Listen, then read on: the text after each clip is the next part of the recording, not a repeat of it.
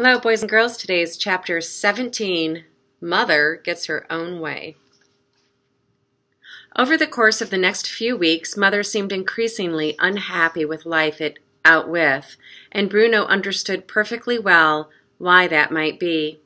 After all, when they'd first arrived, he had hated it, due to the fact that there was nothing like home, and it lacked such things as three best friends for life. But that had changed for him over time, mostly due to Shmuel, who had become more important to him than Carl or Daniel or Martin had ever been. But Mother didn't have a Shmuel of her own. There was no one for her to talk to, and the only person who she might be remotely friends with was the Lieutenant Cutler, and he had been transferred somewhere else. Although he tried to be one of those boys who spends time listening at keyholes and down chimneys. Bruno was passing by his father's office one afternoon while Mother and Father were inside having a conversation. He didn't mean to eavesdrop, but they were talking quite loudly, and he couldn't help but overhear. "It's horrible," Mother was saying. "Just horrible. I can't stand it anymore." "We don't have any other choice," said Father. "This is our assignment, and—" "No. This is your assignment," said Mother. "Your assignment, not ours. You stay if you want to." "And what will people think," asked Father, "if I permit you and the children to return to Berlin without me?" "They will ask questions about my commitment to work here."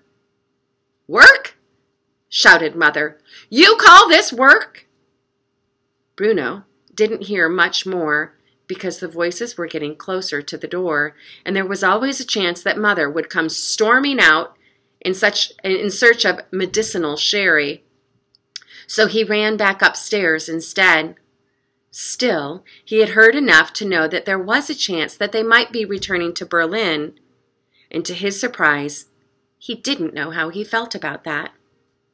There was one part of him that remembered that he loved his own life back there. But so many things have changed now.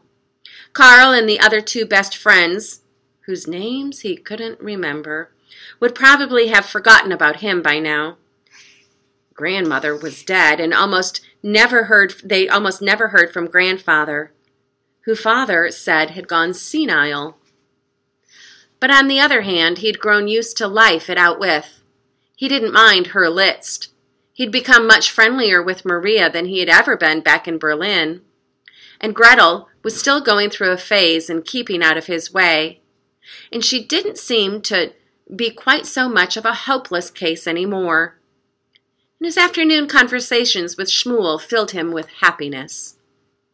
Bruno didn't know how to feel, and decided that whatever happened, he would accept the decision without complaint. Nothing at all changed for a few weeks. Life went on as normal. Father spent most of his time either in his office or on the other side of the fence. Mother kept very quiet during the day and was having an awful lot more of her afternoon naps.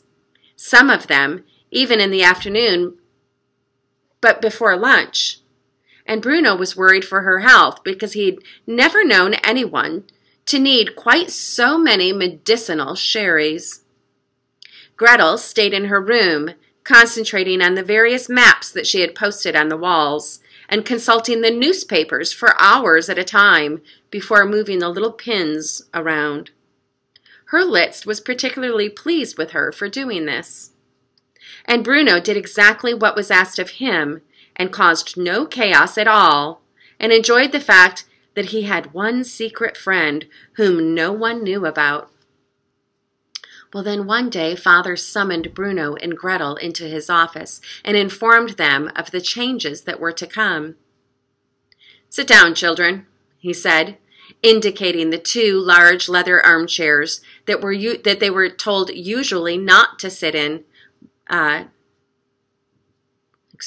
when they were usually not to sit in when they had an occasion to visit Father's office because of their grubby mitts. Father sat down behind his desk. We've decided to make a few changes, he continued, looking a little sad as he spoke. Tell me this. Are you happy here? Yes, Father, of course, said Gretel. Certainly, Father, said Bruno. And you don't miss Berlin at all? The children paused for a moment and glanced at each other, wondering which one was going to commit to an answer. Well, I miss it terribly, said Gretel eventually. I wouldn't mind having some friends again. Bruno smiled, thinking about his secret. Friends, said Father, nodding his head. Yes, I've often thought about that. It must have been lonely for you at times. Very lonely, said Gretel in a determined voice. And you, Bruno? Asked Father, looking at him now. Do you miss your friends?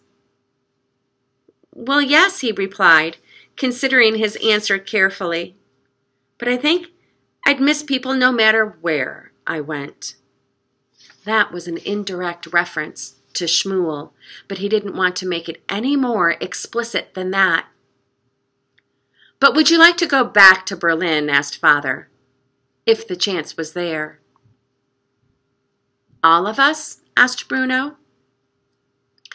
Father gave a deep sigh and shook his head. Mother, Gretel, and you. Back to our old house in Berlin. Would you like that? Bruno thought about it. Well, I wouldn't like it if you weren't there, he said, because that was the truth. So you'd prefer to stay here with me? I'd prefer all of us to stay together, he said, reluctantly including Gretel in that, whether we are in Berlin or out with. Oh, Bruno, said Gretel in an exasperated voice. And he didn't know whether that was because he might be spoiling the plans for their return, or, according to her, he continued to mispronounce the name of their home. Well, for the moment, I'm afraid that's going to be impossible, said Father. I'm afraid that the Fury will not relieve me of my command just yet. Mother, on the other hand, thinks this would be a good time for the three of you to return home and reopen the house. And when I think about it, he paused for a moment and looked out the window to his left, the window that led off to a view of the camp in the other side of the fence. When I think about it, perhaps she is right. Perhaps this is not a place for children. Well, there are hundreds of children here, said Bruno, without really thinking about the words before saying them. Only they're on the other side of the fence. A silence followed that remark. But it wasn't like a normal silence, where it just happens that no one is talking. It was like a silence that was very noisy. Father and Gretel stared at him, and he blinked in surprise. What do you mean there are hundreds of children over there? Asked Father. What do you know about what goes on over there? Bruno opened his mouth to speak, but worried that he would get himself in trouble if he revealed too much. I can see them from my bedroom window, he said finally. They're very far away, of course, but it looks like there's hundreds, and they're all wearing striped pajamas. The striped pajamas, yes, said Father, nodding his head. And you've been watching, have you? Well, I've seen them, said Bruno. I'm not sure if that's the same thing. Father smiled. Very good, Bruno, he said, and you're right. It's not quite the same thing. He hesitated again and then nodded his head, as if he had made a final decision. No, she's right, he said, speaking out loud, but not looking at either Gretel or Bruno. She's absolutely right. You've been here long enough as it is. It's time for you to go home. And so, the decision was made. Word was sent ahead, and the house would be cleaned, the windows washed, the banister varnished.